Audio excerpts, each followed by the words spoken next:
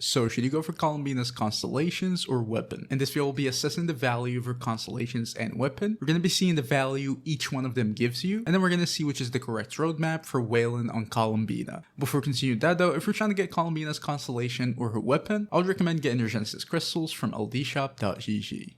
LDshop is a cheap, fast, and safe game top-up website that offers top-ups for many games, including Genshin Impact. As you guys can see here, these are the offers they have for Genshin, and all of them are cheaper than the official game store, up to 30% cheaper. For example, you can see that 3,280 Genesis crystals offer. It costs $50 on the official game store, but it only costs $37.39 on LDshop. That's $1,261 or more than 25% saved just by using LDshop. They also have many other things like bundles, character outfits, Welkins, and stuff like that. When you want to buy, you just want to click on the offer you want to choose. For example, I'm going to buy the 300 Genesis crystals offer. You just need to enter your server region and user ID. Obviously, make sure they're right. Then you just want to click on top up, choose your payment method, enter your details, and pay. And shortly after that, you're just going to get the Genesis crystals on your account. And right now, if you use my link, you can get a 15% off coupon, also an extra 5% off. That can save you up to $50. They also have more cool things on the website. For example, if you spend more than $80 in a month, you can win a free Welkin. Just go check it out yourself. Click the link in the description or the pinned comment and top up now. Alright, so first of all, starting off with our signature catalyst, Nocturne's Curtain Call. At level 90, it's just going to have 542 base attack, which is low, but it doesn't really matter for Columbina. And then it's going to give you 88% crit damage from the substat, which is super good for Columbina. You're going to need a lot of crit damage, so having it on the substat of your weapon is going to be pretty valuable. It's just going to increase your damage by a lot. It's also going to increase your HP by 10% flat just from the passive, and then it's going to recover 14 energy when you deal a lunar reaction with a cooldown of 18 seconds. And also when you do that, it's going to give you an extra 14% HP. So in total, it's going to be 24% HP, 14 energy, and then it's also going to give you 60% crit damage, so your lunar reactions. So your lunar reactions damage is going to have its crit damage increase by 60%, which is also super valuable. So this is what this weapon is just going to offer you. Crit damage, HP, energy recharge, which is super good, and then more crit damage to your lunar reactions, which is also super good. Now, as you guys can see, it's mainly just sort of a damage-focused weapon. It doesn't really offer much support to your party members or anything like that, and usually for an on-field Columbina, that's going to result in around like a 15% damage increase from most weapons. But the thing is, if we take a look at team's damage, that means the damage of a team that Columbina is part in, using this weapon on Columbina is only going to increase the team's damage by either like 5 to 10% usually. Obviously it depends on which team, like the other party members, the other buffs and stuff like that, but usually it'll be around like a 5 to 10% damage increase team-wide in general. If you're playing Columbina on field as a main DPS or damage dealer, it's going to be more of a 15% or more damage increase, again depending on the team. But in general, in terms of like Columbina's normal playstyles, it's usually going to be a 5 to 10% damage increase to your whole team, which is not really super ideal. The reason for that is just simply that Columbina herself doesn't really deal super high amounts of damage, so just increasing her damage in general and targeting it is not really going to be super valuable. Like team-wide, you probably just have a main DPS that can deal much better damage, so there's not really a big point going after increasing Columbina's own damage in general. That's why in my opinion the value of this weapon is not that great, just simply because it doesn't really give you any team support or anything like that. It just buffs Columbina's damage, which is not really great anyways. It's not bad, but it's definitely not the main thing about her. So yeah, I think it's a good weapon. It's definitely her best weapon if you have it, but in general I don't think it's a super huge or needed upgrade or anything like that. For main DPS maybe, but otherwise it's kind of meh.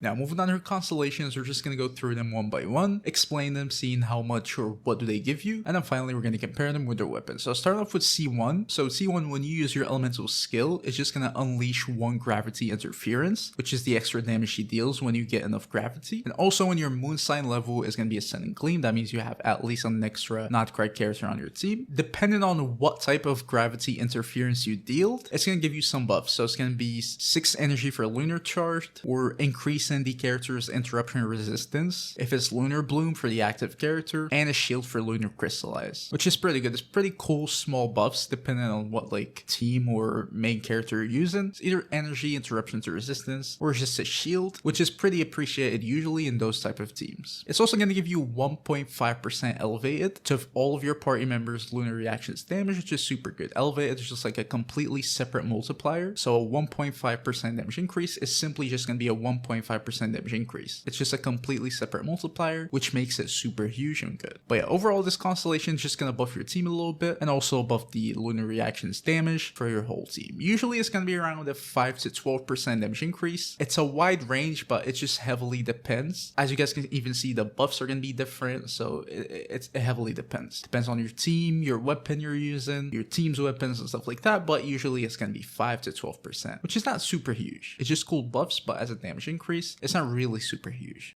Now C2 is just going to increase the rate of which you're accumulating gravity by 34%. So you're just going to be able to accumulate gravity much faster and deal gravity interference more times basically. So it's just simply more damage. Also, when you deal gravity interference, her HP is going to be increased by 40%, which is super huge. That's the main thing that you're going to scale with. So her damage is going to increase a lot and that's going to be super valuable. A 40% HP increase is definitely super valuable. Also, when you have the HP increase from the effect, depending on what type of gravity interference you dealt, it's going to give you a buff. So if it's lunar charged, it's going to increase the attack of the active party member by 1% of Columbina's max HP. For lunar bloom, it's going to increase the elemental mastery based on her max HP. And for lunar crystallize, it's just going to increase the defense of the active party member based on Columbina's max HP. So this can be a main DPS buff, or it can be a buff for Columbina herself, which is super valuable. It's also going to give you a 7% elevated to all of your party members' lunar damage, which is super huge and much more valuable in my opinion. So C2 does a lot. It's going to make you attack more, which is more damage, increase your HP, buff your party members, and buff the lunar reactions of all of your party members, which is super good. It's much better than C1. Usually it's going to be around a 21% damage increase just from the elevated buffs and the buffs to Columbina herself, and also the buffs to your main DPSs. It can vary a little bit for sure, but usually that's the range. So yeah, C2 is definitely pretty decent in my opinion.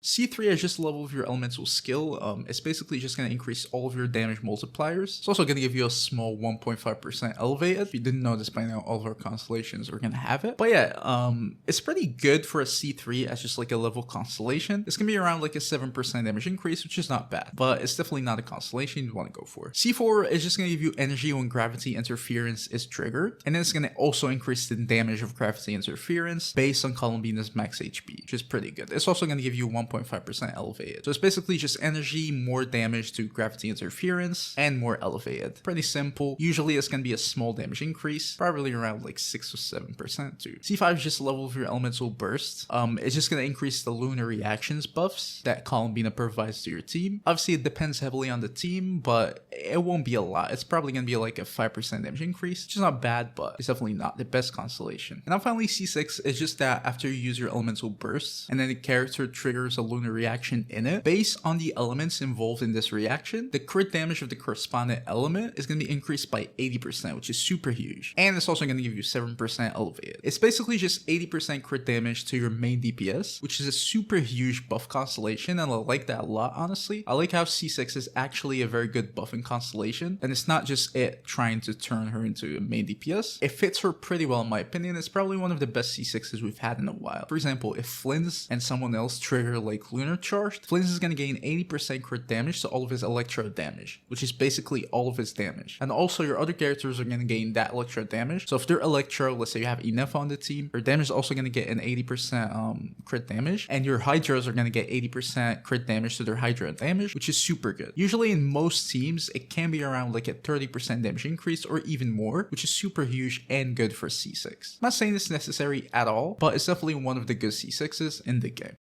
Alright, now moving on to the final conclusion, or like the wish and roadmap. How should you wish for Columbina? First of all, before we start, I really want to stress that even though this is a constellations versus weapon video, I'd say Columbina is probably one of the most free-to-play characters we've seen in a while. Like the value of investing in her is definitely not really like super huge. So I'd say C0 or 0 Columbina is definitely super fine, especially for like an off-field support role. For main DPS it might be a little different, but for an off-field Columbina you can easily just get a good free-to-play weapon, and she's gonna be doing her job pretty fine. You won't really need to invest in her at all, in my opinion, but if you still want to invest in her, in that case, I definitely recommend going for C1 first and C2. I think her constellations are much more valuable than her signature weapon, especially for her off-field roles, and even for a main DPS role, honestly, I still think you should go for the constellations first. They're just much better, it's more damage increase, and also the value of the weapon even increases when you have C1 and C2, because C1 and C2 are just gonna increase their damage, so the weapon's buffs are gonna be more valuable. valuable. So yeah, definitely recommend going C1 and C2 first, and then you can go for R1 as the weapon. If you have C2, then the weapon is definitely going to be a little more valuable. So if you want to go for something beyond C2, I think the weapon is going to be a pretty decent option then. After that, you can finish the constellations, but I